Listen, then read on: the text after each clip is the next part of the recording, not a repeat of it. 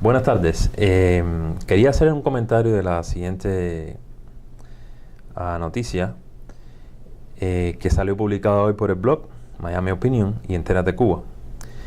Y la noticia es la siguiente. La Cámara Baja de la Florida aprueba ley sobre control de armas y solo espera la firma de Rick Scott, el gobernador de la Florida.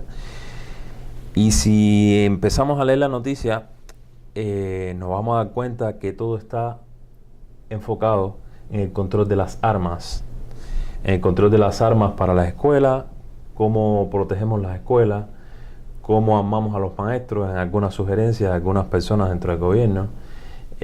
Por supuesto, tienen seguidores estas sugerencias y tienen detractores también. En mi caso, yo no quisiera que amaran a los maestros, pero realmente no he encontrado a nadie que diga, mira, nosotros donde tenemos que enfocarnos es en la educación que le estamos dando a nuestros niños. Cómo los niños de hoy, el día de mañana, van a entender o tener la conciencia de que no es necesario que yo ande con un arma porque no tengo por qué usarla contra otro ser humano. O sea, no hay razón ninguna, desde el punto de vista humano, que yo tenga que hacerle daño a otra persona. Entonces, maestro, deje un tiempo para cortar. Entonces, profesor, usted pudiera indagar, comentarnos un poquito sobre esta noticia, sobre esto que sucedió en la escuela en Broward y sobre básicamente las reacciones que han venido después.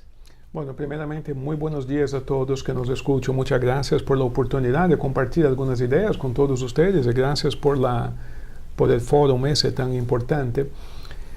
El tema de la educación es un tema muy, muy delicado, ¿no? Porque imagínense, si es que hubiera, no sé si lo hay o no, pero si es que hubieran algunas mentes que quisieran dominar el mundo, una de las formas que hay de hacerlo es dominando todo el proceso de la educación, porque usted va formando mentes. Entonces, esos niños van creciendo ya con ciertas ideas preprogramadas durante los años que son más impresionables. Entonces, el tema de la educación, desafortunadamente, muchas veces no tiene mucho que ver con la educación en sí, sino que tiene que ver con una serie de agendas políticas, económicas, una serie de cuestiones. Y eso complica la conversación mucho, mucho, mucho, mucho, porque las personas bien intencionadas muchas veces empiezan a hablar de la educación, pero pensando en eso mismo, en la educación de los niños, pero muchas veces entre los círculos de dirigentes, esta no es la única agenda que está funcionando, y esa es la pura verdad. Entonces, por ejemplo, en algún momento en este país se decidió hacer que la educación fuera obligatoria. Y la obligatoriedad de la educación, o sea, es muy bueno que todo el mundo tenga acceso a la educación, pero hacerlo una obligación por ley, todo lo que es obligado genera en el ser humano rebeldía. A lo mejor usted quiere tomar agua ahora mismo, pero si yo te digo, tienes que tomar agua, ya automáticamente le da como una rebeldía dentro del ser humano. Entonces, hay muchos muchachos inteligentes que quisieron aprender, quisieron estudiar, pero el simple hecho de hacerlo obligatorio automáticamente genera la rebeldía en esos muchachos y hacen de la escuela una especie de una guerra interna. O sea, no quiero ir a la escuela, no quiero estudiar, y eso genera un problema que entonces los profesores tienen que de alguna forma reaccionar a todo eso, manteniendo la disciplina, o sea, que crea bastante confusión. Pero el tema es mucho más profundo que todo eso, porque yo no sé hasta qué punto el sistema educacional de hoy en día está adaptado, está preparado para realmente educar a los jóvenes que viven hoy en día. Por lo que yo he conversado con maestros de escuela, hoy en día los muchachos van, quizás no según ellos por el buen camino, no sé, pero ciertamente van mucho más avanzados que los mismos profesores de la escuela. Y los dirigentes de las escuelas, que son personas típicamente un poco mayores, viven en otro siglo. O sea que muchas veces no tienen un buen pulso de lo que es la mentalidad de esos niños más jóvenes que nacen con la internet, con Google, con ese tipo de cosas. Tienen una mentalidad muy diferente. Entonces, algunos futuristas, que son esas personas que estudian el futuro, dicen que la educación tal como la conocemos tiende a desaparecer. Porque si usted examina lo que está sucediendo hoy en día con la internet, usted puede aprender cualquier cosa que quiera por internet. No hace falta ir a la escuela. Entonces, ¿cuál es el verdadero sentido de la escuela si no es contener a estos muchachos? Es casi que una precárcel. Algunos así mismo lo dicen, que la escuela es como una preparación para las cárceles, que es otro gran negocio. Entonces, el tema es un poquito complicado y por fin, yo sé que la respuesta está un poco larga, por fin, la base de todo eso está en la familia. Entonces, si la misma familia está fragmentada por problemas de economía, todo el mundo trabajando múltiples horas y no hay realmente un núcleo familiar, entonces la educación no puede ocurrir. O sea, la educación familiar, la base de lo que es la sociedad, es la familia. Al fragmentarse la familia, la sociedad sufre. Mire, basado en ese mismo comentario o en eso que usted termina diciendo, muchos de nuestros oyentes, los cuales venimos de Latinoamérica y muchos venimos de Cuba, podemos recordar que cuando llegó ese régimen a la isla, lo primero que hizo fue precisamente eso. La educación era obligatoria, por lo menos para las provincias del interior del país. Era obligatoria que los niños que los muchachos fueran a una escuela al campo. Entonces se pasaban el resto de la semana o la semana completa en una escuela del campo donde estudiaban y trabajaban en el campo. Y bueno, pues ahí pasaba cualquier cosa. Pasaron muchas cosas. Ya eso hoy no existe, pero por muchos años esa fue la educación que recibimos nosotros en nuestro país. Y según los estudiosos de este sistema y la forma en que trabaja, dicen que ese es precisamente el objetivo, separar a la familia, porque una vez que separa lo que es la célula de la sociedad, bueno, pues ahí empiezan los problemas. Los muchachos no tienen la influencia de los padres, que tienen ya cierta experiencia, y por ahí todas las cosas que traen básicamente la adolescencia, porque recuerdo que era a partir de lo que aquí es high school. Incluso antes de eso, en los primeros grados, nos llevaban para el campo a trabajar durante 45 días. Y eran niños pequeños, por allá, por un lugar lejos de nuestras casas. Y básicamente eso sí, es eso. Y otra cosa que yo encuentro es que, al menos en esta sociedad en la que estamos viviendo, es tan difícil, digamos, hacer que el sistema como tal entienda y haya un cambio rápido, no un cambio de años y que demore a través de tantas legislaciones y tantas votaciones. Que el sistema entienda este tipo de cosas que usted está diciendo. Mira, hay un video en YouTube donde un muchacho hace como un teatro, ¿no? Y él dice que él le está poniendo una demanda al sistema educativo. Y en este video él muestra unas figuras, unas fotografías de lo que es un celular hoy y lo que era un celular lo que era un teléfono hace 30 años atrás, de lo que es un carro hoy y lo que era un carro hace 30 años atrás. Y después presenta una fotografía de una clase hoy y lo que era 130 años atrás. Y era la misma clase. Entonces vemos, por lo menos en ese aspecto, que el sistema trata de perpetuar una cosa que no ha cambiado durante 130 años. Sistemas educativos como el de Finlandia, por ejemplo, donde el niño no aprende a través de una instrucción de un maestro que le dice, mira, 2 más 2 es 4, repite, 2 más 2 es 4. ¿Ya te lo aprendiste de memoria? Bueno, ahora te voy a evaluar. ¿Cuánto es 2 más 2? 4. Ah, tienes una A. Eso está probado, que eso ya no es efectivo. O sea, no es educación, ¿no? Porque yo creo que debemos de buscarle el origen de la palabra educación, y la pregunta es, si le enseñamos a un niño a memorizar ciertos hechos, si eso constituye o si eso se ajusta a la definición de lo que es una verdadera educación. Algunos filósofos opinan que el sistema educativo americano, y eso no es una crítica, es un gran país y mucha gente ha prosperado mucho producto de este sistema educativo, pero no deja de ser cierto que si la persona solamente va de acuerdo a lo que el sistema plantea, lo que nos enseñan es a memorizar y repetir, memorizar y repetir. Y eso tiene una ventaja política también, porque en la hora de la votación, que es lo que determina el futuro del país, las personas que están adiestradas o acostumbradas o programadas a memorizar y repetir son las que salen a votar.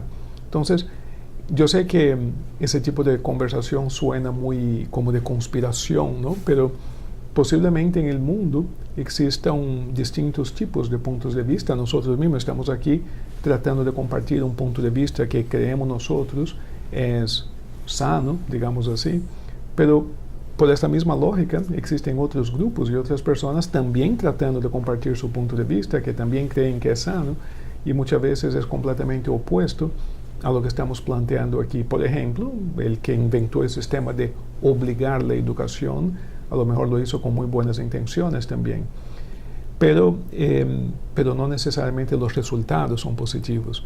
Entonces, como este país funciona a base de dos temas diferentes, uno es la legislación, como usted mencionó, y el otro es la economía, o sea que el dinero habla muy alto, y los consumidores también votan a través de la forma como consumen, o sea, comprando o no comprando ciertas cosas, también existe una cierta votación ahí. Y industrias enteras han cambiado, porque yo estaba leyendo el otro día, una vez más, una historia que me fascina, que es la historia de Kmart.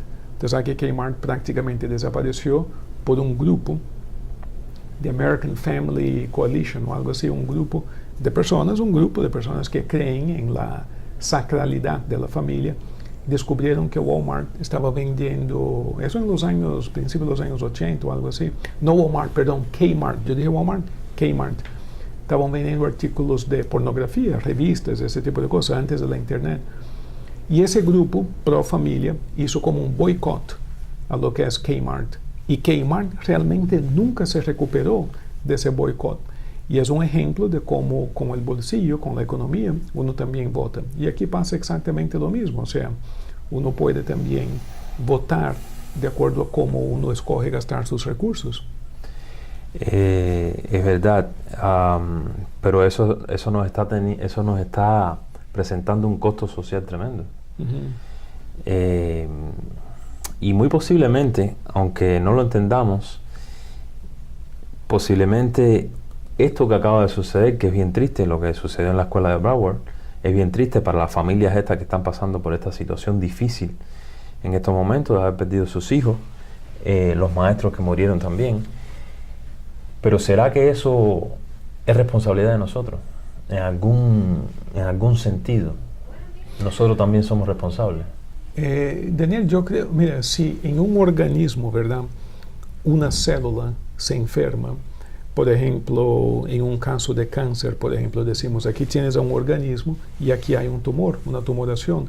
Y la pregunta es, ¿será que el organismo tuvo algo que ver con la aparición de este tumor? Entonces cualquiera diría, claro, porque es la forma como una persona vive su vida, a lo mejor fuma mucho, un ejemplo de esos, ¿verdad? Entonces el organismo tiene que ver con el tumor o propicia la formación del tumor. Y si usted piensa en la humanidad entera como un organismo y cada ser humano como una célula, ahí usted se da cuenta que todos nosotros somos, por lo menos en parte, responsables por el comportamiento de todos nosotros. O sea que la sociedad, si la sociedad está como que enferma, va a generar seres o individuos que estén un poco más enfermos, y mientras que en el sistema político se califica al criminal como un criminal, una persona mala, quien hay que castigar, nosotros pensamos más bien que el criminal más bien es una persona como que enferma, que no se ajusta a los patrones de lo que es la buena conducta, pero es algo a ser rehabilitado y no algo a ser castigado. Yo sé que este es un punto de vista peligroso. Yo estaba en una clase una vez hablando de ese tema y una persona se puso brava porque decía que alguien le había violado a la sobrina, y cómo es posible que pensemos en este sujeto como alguien que está enfermo, que es un bandido, que hay que matarlo, hay que hacerle picadillos, ese tipo de... Y yo entiendo las emociones, evidentemente, porque la niña, imagínense, es un tema muy triste, muy serio. Yo entiendo esas emociones, pero realmente el criminal, digamos, o la persona que hace ese tipo de atrocidad, es una persona cuya mente no está sana. Entonces está respondiendo a estímulos que sencillamente no se ajustan a la realidad, y son personas que necesitan rehabilitación. Pero la sociedad misma crea a esas personas en algún sentido. El ejemplo de Kmart me recuerda a algo que nosotros como padres deberíamos hacer un boicot también referente a eso. A lo mejor no, bueno, quién sabe si pudiéramos organizarnos, pero al menos al menos o sea, a donde podemos llegar en ese boicot, digamos, dentro de la familia, y se trata de los juegos electrónicos, esto de PlayStation, Xbox. Recientemente yo tuve una conversación con mis dos hijos. Yo tengo dos hijos, uno de 14 años y otro de 12 años, de 11 años, bueno, en mayo cumple 12, sobre un juego que se llama GTA. Y el juego se trata de, déjame decirte, desde el punto de vista gráfico, es hermosísimo, es bellísimo, unos gráficos tremendos, las ciudades, las montañas, los animales, los carros, unos carros tremendos. Pero entonces, dentro de todo ese teatro, la trama la historia es que tú adquieres la personalidad de un individuo y ese individuo es un delincuente. Y como tú ganas crédito en el juego es a través de haciendo cosas, o sea, a través de delinquir. Una de las misiones puede ser ir robar algo a un almacén. Entonces, eso que tú robas te da crédito y la forma en que los robas es asaltándolo. Se fajan a la de eso. Entonces, si matas a policías, también te dan crédito y cosas así. No sé exactamente cómo funciona, no me vayan a juzgar por lo que estoy diciendo, pero en general, el juego es de delinquir. Sí.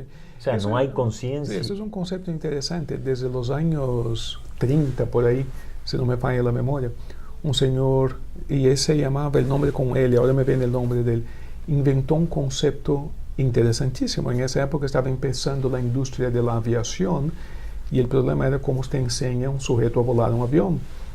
Y entonces él trabajaba el papá tenía una factoría de órganos, de tocar música. Y él empieza a buscar los tornillos, las cosas que habían ahí, y fabrica lo que vino más tarde a ser conocido, el apellido era Link. Y él inventa lo que viene a ser hoy en día un simulador de vuelo, una caja parecida a una bañadera con cables y luces y todo eso. Bueno, y más o menos el sujeto empezaba a tener nociones de cómo volar un avión. Eso fue evolucionando en lo que es los simuladores de vuelo. Y hoy en día cualquier aparato, avión, juguete de esos que se hace, siempre hay un simulador de vuelo. ¿Y por qué se utiliza el simulador? Porque se sabe que si usted está en esa máquina varias horas, usted aprende cómo hacerlo en el mundo físico. Bueno, la industria de videogame, no queda duda, que es la industria del simulador.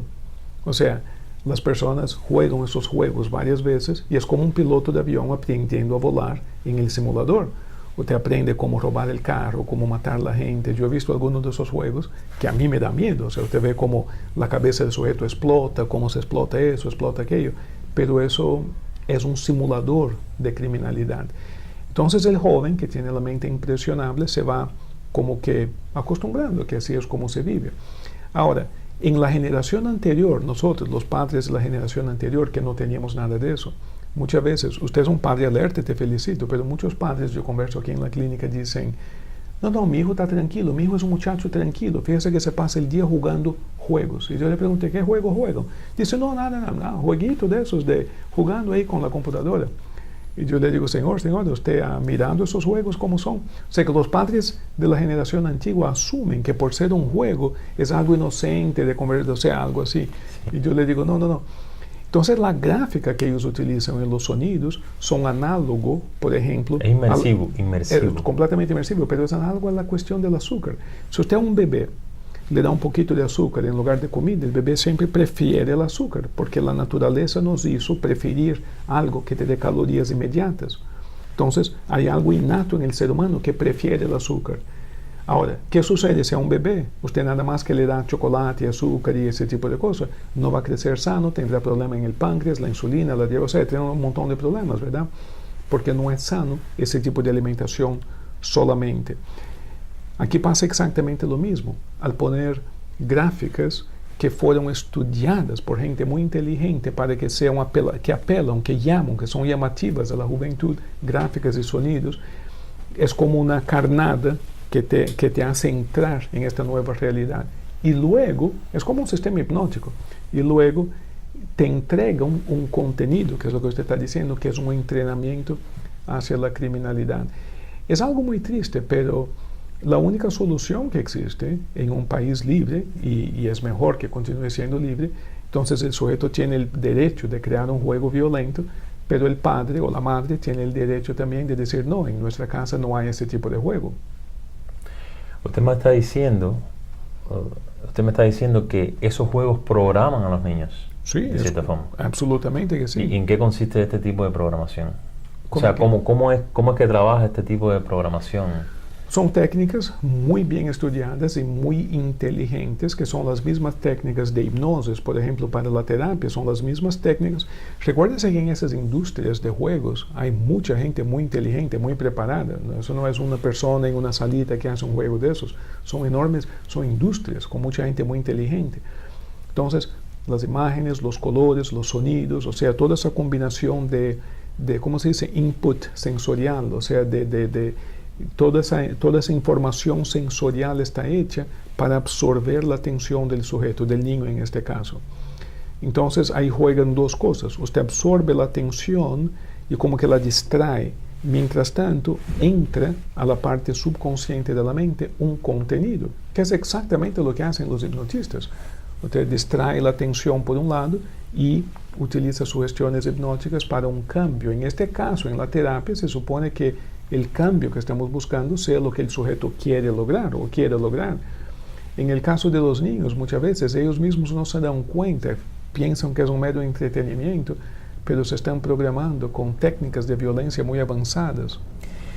Es lógico que reaccionen entonces los niños ante problemas simples que, digamos, en el pasado nosotros hubiéramos resuelto.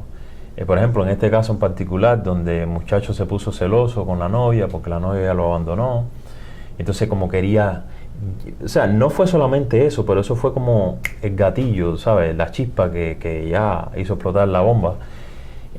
Años pasados nosotros le decíamos, oye, ven acá, vamos a resolver esto aquí entre hombres, y nos dábamos 2 o 3 piñazos, a lo mejor nos decíamos 2 o 3 cosas, pero eso es algo muy diferente a querer hacerle daño a tanta gente.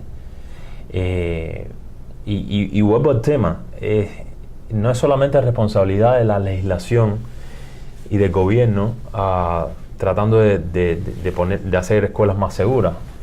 ¿Más seguras de qué? Si los mismos niños están dentro de la escuela.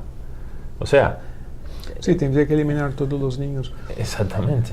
Ahora, hay un otro factor ahí, y yo sé que puede sonar como contrario a lo que estamos hablando aquí, ¿no? Pero una de las cosas que sucede es, o sea, cuando un sistema quiere estimular un comportamiento, usted busca una persona que exhibe este comportamiento y lo hace un héroe. Por ejemplo, si tenemos una factoría que hay 1000 empleados y uno de ellos limpia el piso, aunque ese no sea su trabajo, yo lo veo limpiando el piso, lo llamo delante de todos los empleados y digo, mira, fulano de tal limpió el piso, le vamos a dar un bonus de tantos dólares, o sea, y le hago un héroe de aquel sujeto que exhibió un comportamiento que es deseado por el sistema, digamos. Entonces, la fabricación de héroes estimula, en este caso de la factoría, ¿qué sucedería? Si le hago un héroe del sujeto que limpió el piso, mañana es más probable que 20 más me limpien el piso también, porque quieren ser héroes también, por imitación. Entonces, en una sociedad, cuando se fabrican héroes de las personas violentas y le ponen en la televisión y le dan tiempo en cámaras y le hablan y le ponen el nombre, la fotografía y le hablan de sus vidas, o sea, ¿cuántos muchachos obtienen ese tipo de atención por haber sacado una buena nota en matemática, por ejemplo? ¿Cuántos muchachos estudian geografía y le sacan horas en la radio, y la televisión y la prensa? ¿Me explico? Entonces, hay esa cuestión de los niños con la violencia, los juegos, no está solamente en los niños, está en la sociedad entera que mira ese tipo de cosas y se entretiene. Es como un circo. Entonces, al haber una audiencia para ese tipo de producto, digamos así, o ese tipo de comportamiento, también estamos estimulando más de lo mismo. Entonces, hay que tomar cuidado con todo aquello en el cual ponemos atención, porque todo lo que usted pone atención crece. Hay ciertas cosas que son muy tristes, pero la verdad es que no deberíamos de ponerle atención. En algunos sistemas indígenas, por ejemplo, cuando el sujeto comete un crimen dentro del sistema de ellos que es abominable para la tribu, en algunas culturas, en algunas tribus, el ritual que ellos tienen es un ritual o sea, que se pone la tribu delante de uno y luego todo el mundo se da media vuelta y sale caminando para allá y deja el sujeto aquí. Es como el colmo de quitarle la atención a este sujeto. En lugar de castigarlo, maltratarlo, matarlo, hacen lo contrario. Le quitan por completo la atención y se van.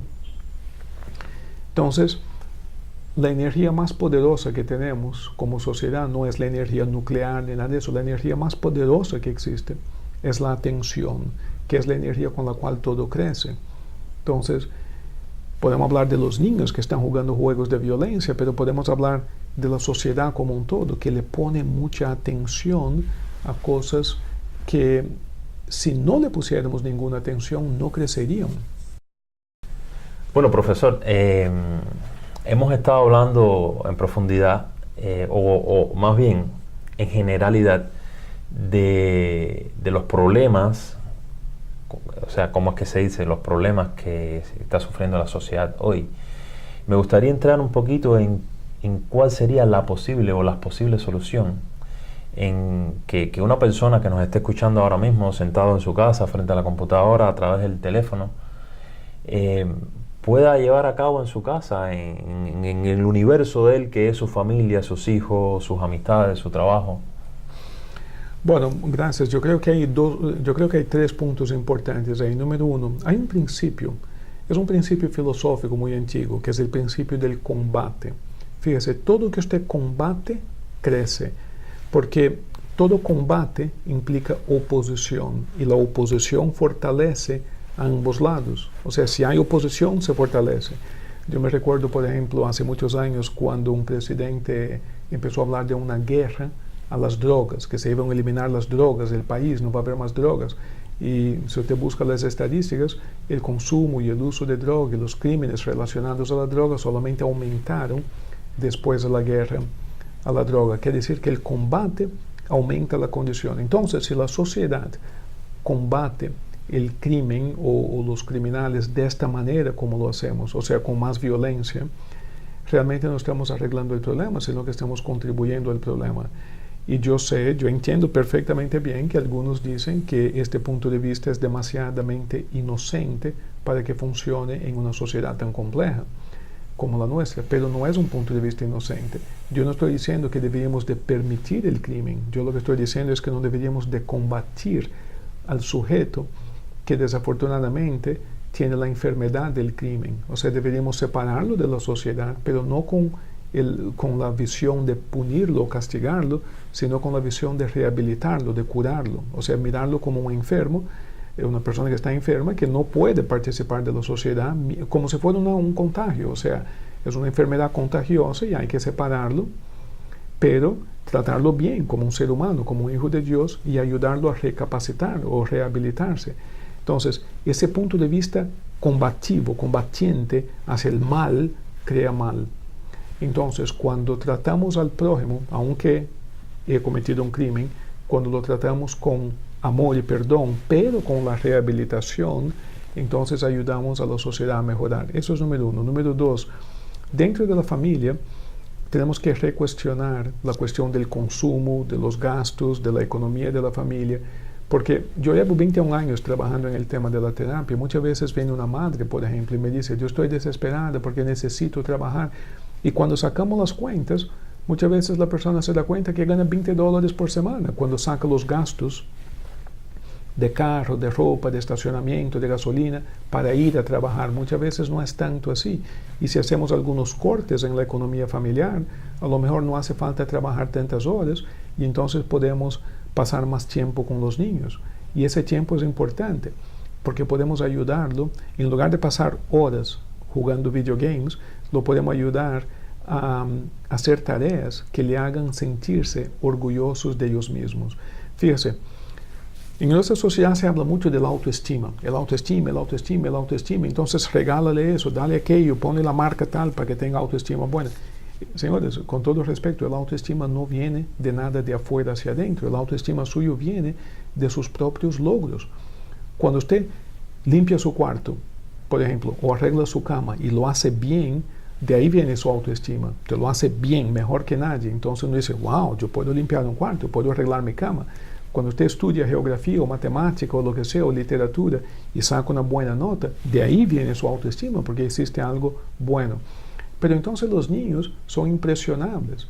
si en el hogar no le transmitimos estos valores y no le explicamos el por qué vale la pena ser un buen estudiante, entonces ellos dicen, bueno, yo estoy haciendo eso por la maestra no es tan importante para mí. Hay que enseñarles, hay que decirle, usted no lo está haciendo por la maestra, usted lo está haciendo por ti, por tu propia autoestima, por tu propio futuro, por el entrenamiento de su mente. Entonces, yo no te voy a castigar, yo le hablo así a mis hijos, ¿no? O sea, yo no te voy a castigar si me trae una mala nota, pero yo sé que tú eres capaz de sacar una buena nota y te vas a sentir mejor. Dime tú, ¿cómo te se siente mejor? ¿Trayendo una nota alta o baja? ¿Qué tú crees? Entonces el niño indiscutiblemente dice, no, claro, papi, yo quiero una nota, claro, por supuesto, te voy a ayudar, ¿qué te hace falta? No, mira, que no entiendo tal tema, yo te ayudo. Entonces, ese contacto y esas conversaciones filosóficas a mí me parece muy importante dentro del contexto familiar. Y ya que estamos en ese tema, si me permite, no es en sí la tercera cosa, pero es la segunda y medio, digamos, es que debemos mirar a nuestros hijos, claro, es una opinión, ¿no? Pero usted me preguntó, yo creo que debemos de mirarlos como seres humanos. Yo miro a mis hijos como hijos de Dios y que soy el guardián aquí en la tierra por ahora. O sea que Dios me los presta por unos años. Mi tarea es cuidarles lo mejor posible, ayudarlos a crecer, pero realmente no son míos para hacer lo que me dé la gana. Son hijos de Dios y que yo los cuido por un tiempo. Y si usted mira de este punto de vista, si usted piensa, yo sé que muchas veces la persona dice, bueno, pero yo no creo en Dios, y está bien, porque la palabra Dios también confunde, hay muchas definiciones, pero piensa en el universo. Si el universo te regaló unos hijos, piensa en la bendición que es eso. Y si no me cree, ven aquí un día a la clínica, te va a ver la cantidad de personas que vienen aquí con el deseo de tener hijos y que no pueden por algún motivo, y el dolor que eso les representa, y me dicen, lo único que quiero en mi vida es ser mamá o padre, pero no me sale, no hay, la naturaleza no está. Entonces yo le digo que es una bendición muy grande ser padre o madre. Y si usted es padre o madre, vamos a repensar nuestra función con relación a esos hijos. No somos el dueño de los hijos, pero somos como el guardián, y usted lo que tiene no es una obligación, o sea, hay obligaciones, pero no piense en obligaciones, piense en la oportunidad que usted tiene de transmitir a estas almas lo mejor que usted ha aprendido en su vida. Y si usted empieza a pensar de esta manera, te va a dar placer ayudar a esos niños a crecer de manera sana. Porque mira, todo el mundo quisiera dejar una herencia, ¿verdad? Mira, dejé a mi hijo una casa, un edificio, que sea, dejando una herencia. La mejor herencia, yo le puedo afirmar eso con toda seguridad, la mejor herencia que usted le puede dejar a sus hijos es un punto de vista sano y positivo con relación al mundo. O sea que la vida es buena, la vida vale la pena, es bueno ser bueno, porque algunos quisieron que su hijo entendiera que es bueno ser malo, pero usted no, usted le va a enseñar que es bueno ser bueno, es bueno perdonar, es bueno hacer lo mejor de ti todos los días. Y realmente, cuando usted hace algo bueno, lo está haciendo por ti mismo, por tu propia alma, por el universo, por ti mismo. Entonces, esa es como la segunda y media cosa. Y la tercera cosa que le iba a decir es que los niños necesitan algún tipo de responsabilidad, pero que no sea impuesta, una obligación, digamos, muy impuesta, ¿no? Pero responsabilidades. En la casa los niños nuestros tienen responsabilidades todos, aunque sea recoger la toalla mojada del baño, pero pequeñas responsabilidades, y siempre se les ayuda a hacer la responsabilidad cada día mejor. Eso crea autoestima, como le expliqué, pero crea también una relación de benevolencia entre padres e hijos. O sea que hay como una sensación bonita entre nosotros, porque ellos sienten que le estamos ayudando a ser mejores. Entonces, sanando la familia, sanando la relación padre-hijos, se sana la familia, y sanando la familia se sana la sociedad. Pensemos de dentro hacia afuera, no de fuera hacia adentro. Señores, con todo respeto, yo vivo como ciudadano en el mismo sistema que todos ustedes, pero no esperemos tanto que el gobierno arregle todo eso. Arreglemos nosotros por dentro primero, y usted notará que el mundo se arregla. Si todo el mundo aquí se arregla por dentro, el mundo se arregla. Sí, creo que tenemos que preocuparnos primero por nuestro propio universo, y de esa manera es que todo lo demás cambia. El cambio empieza, yo creo, que a partir de nosotros. Y referente a esto que estaba aconsejando para los niños, y hablando sobre los videojuegos. En esta conversación que hablaba al principio que tuve con ellos, y tuve esa conversación porque entre ellos mismos, fíjese, entre ellos mismos, cuando había una situación, la reacción no era, bueno, a ver, vamos a tratar de resolver nuestra diferencia. No, la reacción era un poco violenta. A lo mejor no de golpes, pero de hablarse alto, de decirse cosas feas. Entonces, hasta que eso se repitió varias veces, entonces yo intervine. O sea, yo les presento a ellos no dejarles jugar el juego no como un castigo, sino como una oportunidad de ellos prestar atención a qué es lo que están haciendo. ¿Okay? Entonces, lo que yo les propuse fue lo siguiente, y a lo mejor es algo que pudiéramos intentar, ¿no? Yo les dije, mire, yo quiero que ustedes me hagan un proyecto. El proyecto tiene que ser escrito y tiene que tener 5 páginas, como mínimo, de cuál estadísticamente, según pueden hacer un research y encontrar, cuál es la influencia que tiene un videojuego sobre mí, y de qué forma ese impacto sobre mí puede impactar a la sociedad. Entonces, ustedes quieren jugar el videojuego, ok, está bien, háganme este trabajo, entiendan qué significa ese videojuego y tráiganmelo, y entonces después debatimos. Entonces, las ganas de jugar el videojuego los va a hacer interesarse por el proyecto. El proyecto no voy a ser yo quien se lo va a decir, va a ser un científico o alguien que ellos van a encontrar que le va a decir qué es lo que está mal en ese juego o está bien en ese juego, y por ellos mismos van a tener la oportunidad de decidir si lo siguen jugando o lo juegan menos, o jugamos otra cosa o hacemos otra cosa. O sea, no tanto imponerle que no jueguen el videojuego, porque y más en la adolescencia hay como una reacción natural en los adolescentes de rebeldía. Entonces, yo no quiero imponerte algo, simplemente estudia lo que te estoy diciendo y bueno, después decidimos si jugamos ese juego o jugamos otro. Yo creo que esta parte de no imponer las cosas, sino de una forma inteligente y benevolente, como decía el profesor, hablar con nuestros hijos. Nuestros hijos es una gran oportunidad para hacernos nosotros mismos mejor. De acuerdo, qué bello. Sí.